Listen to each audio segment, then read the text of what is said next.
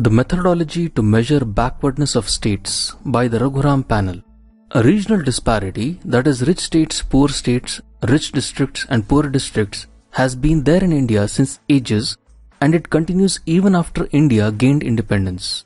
Post-independence, the country was very underdeveloped and income was unevenly distributed across regions. That situation continues even now. It may be a few degrees less. This regional disparity aspect has been dealt by successive governments and finance commissions. They broadly attempted to address the issues of fiscal need, fiscal capacity, costs of providing similar level of public goods and services, and rewarding efficiency in public management and fiscal efforts and outcomes. Plans were formulated for faster development of the relatively backward regions. In particular, public investment was undertaken by the government to set up public sector units in the backward areas. Presently, the Finance Commission and the Planning Commission give greater weightage to populous and poorer states. This aims at ensuring a higher rate of growth of poorer states and reducing disparities through a balanced regional development. But simply providing fiscal means is not sufficient to achieve faster development.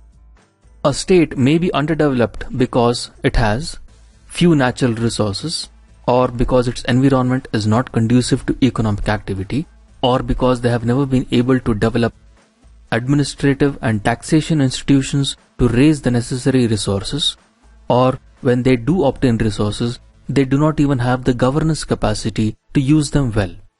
The earlier methodology to measure special category states is as follows. There was an apex national level policy body during previous governments consisting of all the chief ministers and planners. It was the National Development Council, that is the NDC. The NDC accorded the status of special category state to 11 out of 28 states, which have been characterized by a number of features necessitating special consideration.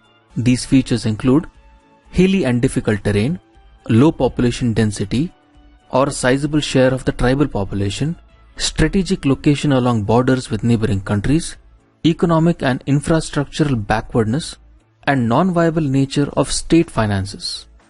States under this category, that is the fifth category, have a low resource base and are not in a position to mobilize resources for their developmental needs, even though the per capita income of some of these states is relatively high. Moreover, a number of these states were constituted out of former small union territories or districts of some other states. They necessarily involved creation of overheads and administrative infrastructure, and they were out of proportion to their resource base. As per the earlier criterion, there were 11 special category states, namely Arunachal Pradesh, Assam, Himachal Pradesh, Jammu and Kashmir, Manipur, Meghalaya, Mizoram, Nagaland, Sikkim, Tripura and Uttarakhand. Presently, the government follows the new methodology proposed by the Rajan panel that gave its report in 2013. The Rajan committee has come up with a multi-dimensional index that will help measure backwardness and aid the center in allocating funds to the states. Here are the 10 things you must know about the panel report. The committee has recommended a fresh approach that gets rid of the special category classification of states with high funding needs. Funding from the center to the states will be based on a state's development needs as well as its development performance. The panel headed by Rajan has worked on a multi-dimensional index. The index categorizes backwardness of states based on the monthly per capita consumption expenditure, education, health, household amenities, poverty rate and female literacy, percentage of SC/ST population, urbanization rate, financial inclusion, and connectivity. Depending on how it scores on the multidimensional index, each state will be categorized into the least developed, less developed, and relatively developed categories. 10 states that score above 0.6 out of 1 on the composite index have been classified as least developed. 11 states that scored from 0.4 to 0.6 are less developed, and 7 states that scored less than 0.4 are relatively developed. The demand for funds and special attention of different states will be met by the basic allocation of 0.3% of overall funds to each state and the categorization of states as least developed states. Orissa is the least developed state in the country, followed by Bihar, Madhya Pradesh, Chhattisgarh, Jharkhand, Arunachal Pradesh, Assam, Meghalaya, Uttarakhand, and Rajasthan.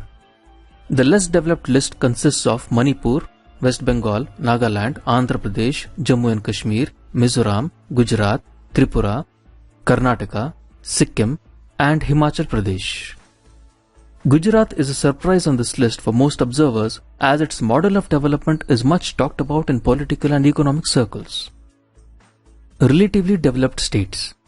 Goa is the most developed state in the country, followed by Kerala, Tamil Nadu, Punjab, Maharashtra, Uttarakhand, and Haryana.